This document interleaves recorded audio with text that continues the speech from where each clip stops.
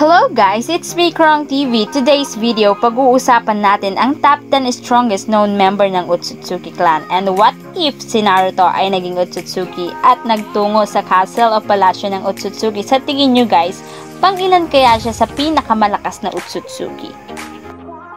Before anything else, huwag niyong kalimutan na mag-subscribe at mag-like sa channel ko para laging updated sa mga susunod na videos ng Krong TV. Ang Otsutsuki clan ang pinakamalakas na clan sa Naruto series. Una nating nakilala ang Otsutsuki sa pamamagitan ni Kaguya Otsutsuki.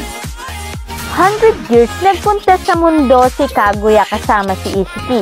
Nagpunta sila sa Earth upang makuha ang life energy ng Earth sa pamamagitan ng Chakra Tree, kung saan ito ay planted ng isa sa mga miyembro ng Otsutsuki at ang ibang Otsutsuki naman ay nagsilbing buto o seed ng nasabing puno. Dahil sa sila ay galing sa ibang dimensyon, ang mga tinataglay nilang kapangyarihan ay talaga namang kakaiba at makapangyarihan na siguro ay hindi nyo pa nakikita. Ang mga Otsutsuki na ito ay nagtataglay ng Byakugan Eye na mayroon ng time-space techniques or ninjutsu absorb.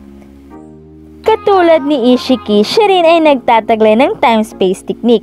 Si Kaguya ay mayroong dimensional displacement at si Ishiki ay teleportation technique o si Kinshiki na mayroong spatial technique.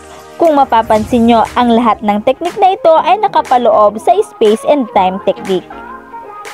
Dahil sa technique na ito, ang makalaban o maging kaaway ang mga Otsutsuki ay talaga namang napakahirap dahil hindi nasusukat kung gaano nga ba talaga sila kalakas. Katulad ni Momoshiki, maging ang apat na Kage na sina Darui, Chojiro at si Kurotsuchi ay hindi napantayan ang kanyang lakas or maging si Ishiki na kayang talunin si Naruto at Sasuke nang walang kahit anong galos. Hindi lang malalakas at kakaibang teknik ang tinataglay ng mga Otsutsuki, kundi sila rin ay nagtataglay ng napakalaking chakra capacity. Ito ang dahilan kaya sila ay nakakagamit o nakakapagtaglay ng napakalakas na powers at teknik ng walang kahirap-hirap. Ito na nga guys ang pinakahihintay nyong parte, ang top 10 weakest to strongest member ng Otsutsuki clan. Number 10. Kinshiki Otsutsuki, isang low-class noble na naglilingkod sa Momoshiki family. Siya ay miyembro ng Otsutsuki na mayroong tagong kakayahan para gumamit ng iba't ibang sandata na masasabing kayang tumapat sa kakayahan ni Sasuke. Pero siya ay natalo ng umatake at magsama-sama sina Kurotsuchi, Chojiro at Sasuke.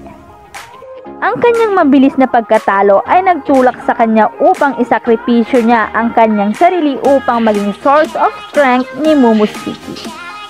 Number 9. Urashiki Partner. Siya ay isang miyembro ng Otsutsuki na kasalukuyan ay hindi pa nakikita ang itsura nito. Pero merong isang statue sa Otsutsuki na hindi kilala. Habang si Sasuke nga ay nagsisearch sa Kaguya Castle. At sinasabing ang estatwang ito ay kasama ni Urashiki na kanyang pinatay. Siya ay unang nagpakita noong siya ay nakipag-usap kay Momoshiki at Kinshiki at hindi nga imposible na ang estatwang ito ay partner nga ni Urashiki. Number 8. Toneri Otsutsuki. Siya ay ang pangunahing kalaban sa special Naruto movie The Last, kung saan dito nag-umpisa ang kwento ni Naruto at Hinata. Matapos ngang mag-umpisa ang Boruto series, si Toneri ay nagpakita bilang isang Otsutsuki na walang ibang nais kundi tulungan ang mga tao. Hindi katulad ng ibang Otsutsuki. Unfortunately, ang kapangyarihan niya ay hindi pa bumabalik ng buo mula noong siya ay natalo ni Naruto. Ibinigay niya ang kanyang Jogan kay Boruto. Kaya naman madali siyang isinil ni Urashiki. Number 7. Hagoromo Otsutsuki. Siya ang kauna-unahang Otsutsuki na ipinanganak dito sa mundo at ang kanyang nakababatang kapatid na si Hamura Otsutsuki. Matapos nga nilang matuklasan ang gawain ng kanilang ina na si Kaguya Otsutsuki, si Hagoromo at Hamura ay gumamit ng 6-path Chibaku Tensei upang si Kaguya ay i-shield. Tapos nga nito ay nagdesisyon si Hamura na magpunta sa buwan at dito manirahan. Samantalang si Hagoromo ay nanatili dito sa mundo at nagturo ng ninjutsu. Kahit Kahit pa siya ay namatay na 100 years ago, nakaya pa rin niyang tulungan si Naruto at Sasuke noong sila ay nakikipaglaban kay Madara Uchiha. Number 6. Urashiki Otsutsuki. Siya ay isang Otsutsuki na talaga namang napakatalino pagdating sa paggamit ng kanyang kapangyarihan. Kaya rin nitong makatakas sa seal ni Gaara ng ilang beses, gayon din noong tinangka siyang i-seal ni Chojiro during Chunin exam, maging ang Sabuko. Siya ay isang kalaban na talaga namang napakahirap talunin.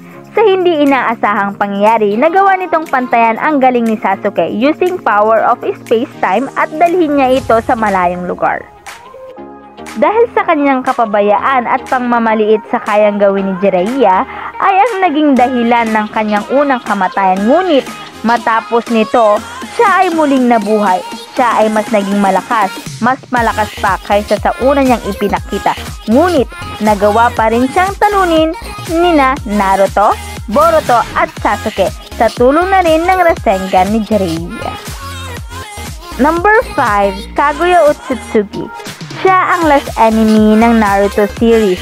Unang nakilala si Kaguya sa pagiging una sa Shinobi World, kung saan nagumpisa noong ipinanganak niya ang kanyang dalawang anak na si Hagoromo at Hamura, at sina Ashura at Indra na sinasabing nagtagumpay sa paggamit ng iba't ibang ninjutsu techniques gamit ang hand seals.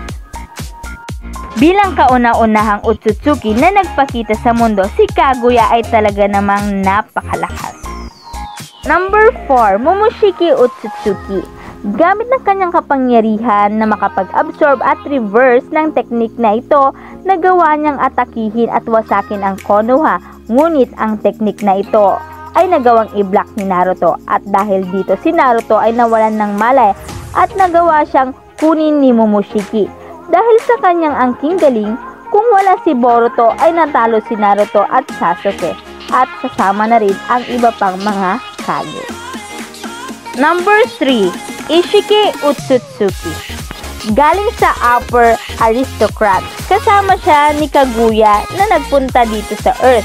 Dito nga ay sinakripisyo niya si Kaguya para maging source ng nutrition ng Chakra Tree. Ngunit ang pagiging taksil ni Kaguya ang sumira sa orihinal na plano nito. Matapos ngang muling nabuhay ni Ishiki sa pamamagitan ng katawan ni Jigen, dito nga ay itinuloy niya ang kanyang plano.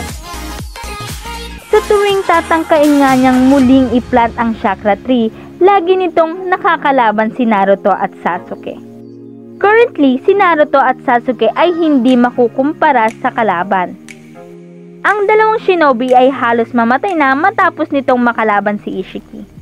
Si Naruto at Sasuke na siyang nagligtas sa World of Shinobi ay hindi umubra kay Ishiki. Dito ay hindi ginamit ni Ishiki ang kanyang perfect body. Magiging isang malaking banta si Ishiki kung sakaling nagawa nitong makuha ang katawan ni Kawaki. Number 2. Naruto Otsutsuki. Matapos ngang isakripisyo ni Hagoromo ang kanyang sarili upang mailigtas si Naruto sa death mode, ang natitirang life energy ni Hagoromo ay iniwan niyang lahat ito kay Naruto. Tinataglay din ni Naruto ang kapangyarihang meron ang Otsutsuki sa tulong ni Kurama na siyang dahilan ng pagkakaroon ng Kyuubi Chakra sa kanyang katawan. Magagawa nitong makontrol ang kanyang bagong Otsutsuki power. Number 1. Lord Otsutsuki. Kagaya ng buhay sa Shinobi World, sila rin ay may taong sinasamba o sinusunod. Tulad ng Hyuga Clan na sinasamba si Toneri Otsutsuki sa buwan. Maliban dyan, si Kinshiki na nirerespeto si Momoshiki. Kaya naman hindi imposibleng mayroon ding sinusunod at sinasamba si Momoshiki as his master. Kaya naman ito ang dahilan kung bakit siya ang pinakamalakas na Otsutsuki. Guys, sa video nga ito ay nalaman natin kung pang-ilan nga ba si Naruto kung siya ay maging Otsutsuki, at dito nalaman din natin ang pinakamalakas at ang pinakamahinang miyembro ng Otsutsuki clan. So dito na nagtatapos ang video ito. Hope you like it!